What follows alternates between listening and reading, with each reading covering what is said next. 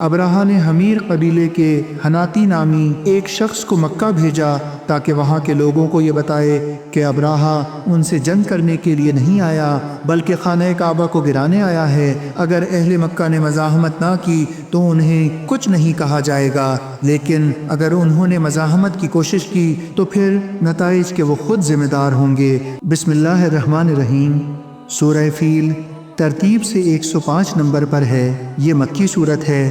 اس میں 5 آیات ہیں۔ عربی روایات کے مطابق ارباط نے تقریباً 20 سال تک یمن پر حکومت کی۔ اس کے بعد حبشی فوجی افسر ابراہا کی قیادت میں اس کے خلاف علم بغاوت بلند کیا گیا۔ ارباط مارا گیا اور ابراہا یمن کا والی بن بیٹھا۔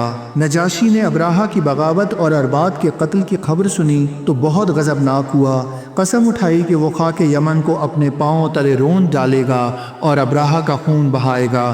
ابراہا نے ایک شیشی میں اپنا خون بھرا اور یمن کی کچھ مٹی ایک خریطے میں بند کی، دونوں کو بادشاہ کے پاس بھیجا اور لکھا کہ میں آپ کا حلقہ بگوش غلام رہوں گا۔ آپ نے جو حلف اٹھایا ہے اس کو پورا کرنے کے لیے اپنا خون اور یمن کی مٹی بھیج رہا ہوں۔ آپ اس مٹی کو اپنے پاؤں سے روند ڈالیے اور میرا خون جو شیشی میں ہے اس کو زمین پر بہا دیجیے۔ ابراہا کی اس پیشکش سے نجاشی بہت خوش ہوا اور اسے یمن کا والی برقرار رکھا۔ جب ابراہا کو کچھ اطمینان ہوا تو اس نے یمن میں عیسائیت کی تبلیغ کے لیے تحریک شروع کر دی۔ بڑے بڑے شہروں میں گرجے تعمیر کیے اور یمن کے دارالسلطنت سنا میں ایک بہت بڑا عظیم الشان گرجا تعمیر کیا جس کو عرب القلیس کہتے ہیں۔ اس کو زینت و آرائش پر دل کھول کر روپیہ خرچ کیا۔ ان تمام کوششوں اور اقدامات کے باوجود عیسائیت کی اشاعت میں اسے حسب منشا کامیابی حاصل نہ ہوئی۔ اس کے سامنے ایک ایسی رکاوٹ تھی جس نے اس کی کوششوں کو تقریباً بے اثر بنا دیا۔ مکہ مکرمہ میں جو کعبہ حضرت ابراہیم خلیل اللہ اور حضرت اسماعیل علیہ السلام نے اپنے مبارک ہاتھوں سے تعمیر کیا تھا، ہر عربی باشندے کو اس سے قلبی اور فطری عقیدت تھی۔ وہ کسی قیمت پر اس سے صرف نظر نہیں کر سکتا تھا۔ عیسائیت قبول کرنے کا فوری نتیجہ اس رشتے کا انقطاع تھا جس کے لیے اہل عرب بالکل تیار نہ تھے۔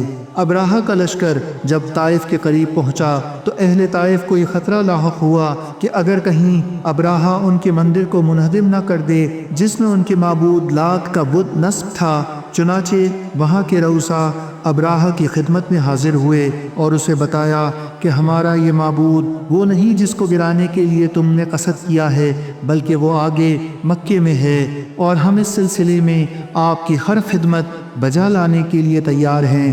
چنانچہ ابراہا نے ان کو اطمینان دلایا، ان کی عزت و تکریم کی۔ انہوں نے ابو رغال کو اس کے ہمراہ بھیجا تاکہ وہ راستہ بتائے اور کعبہ کی نشاندہی کرے۔ جب ابراہا اپنے لشکر جرار کو ساتھ لیے مکہ کے نزدیک وادی مخمس میں خیمہ زن ہوا تو اس کے لشکریوں نے مار دھاڑ شروع کر دی۔ بھیڑ بکریاں اور اونٹ جو چیز ان کے ہتھے چڑھا ہانک کر وہ اپنے پڑاؤ پر لے آئے۔ اس لوٹ کے مال میں حضرت عبد المطلب کے 200 اونٹ بھی تھے۔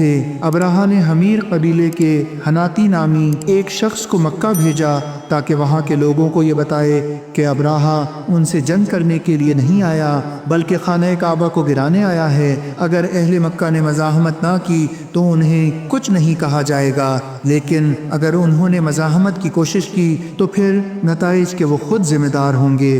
حناتا مکہ گیا، اس نے لوگوں سے پوچھا تمہاری بستی کا سردار کون ہے؟ انہوں نے حضرت عبد المطلب کا نام لیا۔ اس نے آپ سے ملاقات کی اور ابراہا کا پیغام پہنچایا۔ آپ نے فرمایا کہ ابراہا سے جنگ کرنے کا ہمارا کوئی ارادہ نہیں، یہ اللہ کا گھر ہے اور اس کے خلیل کا حرم ہے۔ اگر وہ چاہے گا تو خود اس کی حفاظت کرے گا ورنہ جیسے اس کی مرضی۔ حناتا نے آپ کو ساتھ چلنے کے لیے کہا۔ آپ اس کے ہمراہ ابراہا کے پاس تشریف لائے۔ آپ کی باروب شخصیت اور نورانی چہرہ دیکھ کر وہ بہت متاثر ہوا، تخت سے نیچے اترا اور آپ کے ساتھ فرش پر بیٹھ گیا۔ ترجمان کے ذریعے اس نے پوچھا کوئی ارشاد؟ آپ نے کہا میری درخواست تو صرف یہ ہے کہ تمہاری لشکری میرے 200 اونٹ ہانک کر لے آئے ہیں، وہ مجھے واپس کر دیے جائیں۔ ابراہا نے کہا آپ کو اپنے اونٹوں کا تو اتنا خیال ہے، کعبے کا ذرا خیال نہیں جس کی وجہ سے آپ کی عزت کی جاتی ہے۔ آپ نے بڑی سادگی سے جواب دیا، اونٹوں کا مالک میں ہوں، ان کی حفاظت میری ذمہ داری ہے۔ اس گھر کا بھی ایک مالک ہے، وہ خود اس کی حفاظت کرے گا۔ ابراہہ نے بڑے غرور سے کہا، اب اس گھر کو مجھ سے کوئی چیز نہ بچا سکے گی۔ حضرت عبد المطلب واپس آئے اور قریش کو حکم دیا کہ سب مکہ سے کوچ کر جائیں اور پہاڑوں کی چوٹیوں پہ چڑھ جائیں تاکہ یمنی لشکر ان کو تہس نہس کر کے نہ رکھ دے۔ آخر میں آپ اپنی قوم کے رئیسوں کو ساتھ لے کر کعبہ کے پاس آئے تاکہ اللہ تعالیٰ کے حضور میں دعا کریں کہ وہ انہیں اور کعبہ کو ابراہہ کی دست برد سے بچائے۔ کعبہ کے دروازے کے کنڈے کو پکڑ کر حضرت عبد المطلب نے بڑے عز و نیاز سے فریاد کی اور دعا کی۔ دعا سے فارغ ہوئے تو سب کو ساتھ لے کر پہاڑوں کی طرف چل دیے۔ ابراہہ نے صبح سویرے مکہ پر چڑھائی کا ارادہ کیا۔ اس کے لشکر میں 12 جنگی ہاتھیوں کا دستہ تھا۔ سب سے بڑے ہاتھی کو مکہ کی طرف پیش قدمی کے لیے ہانکا گیا تو وہ زمین پر بیٹھ گیا۔ فیلبان نے تبرے سے اسے مارا لیکن وہ اٹھنے کا نام نہ لیتا تھا۔ اگر کسی اور سمت اسے چلنے کا اشارہ کیا جاتا تو وہ بغیر کسی توقف کے چلنے لگتا۔ نفیل بن حبیب بنی ہشم کا سردار جو اب تک ابراہہ کے ہمراہ تھا، بھاگ کر پہاڑی کی چوٹی پر چڑھ گیا۔ انہی حالات میں فضا میں چھوٹے چھوٹے پرندوں کے غول در غول نمودار ہوئے۔ ہر ایک نے ایک سنگریزہ اپنی چونچ میں اور ایک ایک اپنے دونوں پنجوں میں پکڑا ہوا تھا۔ ان سنگریزوں کی مقدار چنے یا مسور کے دانے کے برابر تھی۔ ہر سوار پر ایک ایک پرندہ ایک کنکر مارتا تھا جو اس کے فولادی خود، آہنی ذرے اور اس کے جسم کو چیرتا ہوا زمین میں دھس جاتا تھا۔ لشکر کا اکثر حصہ تو وہیں تباہ و برباد ہو گیا۔ ایک مختصر تعداد جن میں ابراہہ بھی تھا وہاں سے بھاگ جانے میں کامیاب ہو گئی، لیکن ان کے جسموں میں اتنی زبردست خارش پیدا ہو گئی کہ وہ ہر وقت کھجلاتے رہتے۔ کھجلانے سے زخم نمودار ہو گئے، زخموں سے پیپ اور لہو بہنے لگا، گوشت گل سڑ کے نیچے گرنے لگا، کئی راستے میں ہی ہلاک ہو گئے۔ ابراہہ سنا پہنچ گیا لیکن اس کی حالت یہ تھی کہ سارا جسم ناسور بنا ہوا تھا، چوزے کی مانند دبلا پتلا ہو گیا تھا۔ یہ تکلیف بڑھتی گئی یہاں تک کہ اس کا سینہ شق ہو گیا اور اس نے دم توڑ دیا۔ اسی طرح اللہ تعالیٰ نے اپنے گھر کی حفاظت فرمائی۔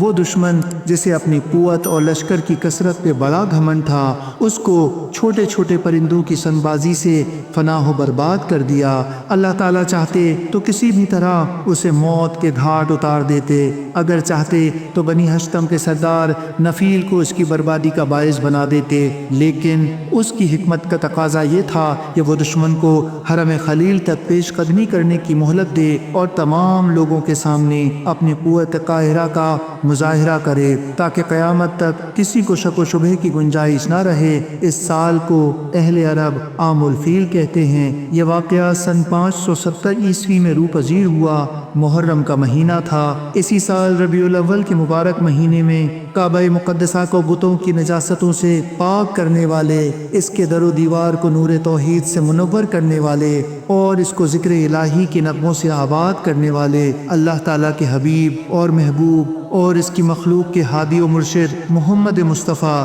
احمد مجتبیٰ صلی اللہ تعالیٰ علیہ وآلہ وسلم کی ولادت با سعادت ہوئی۔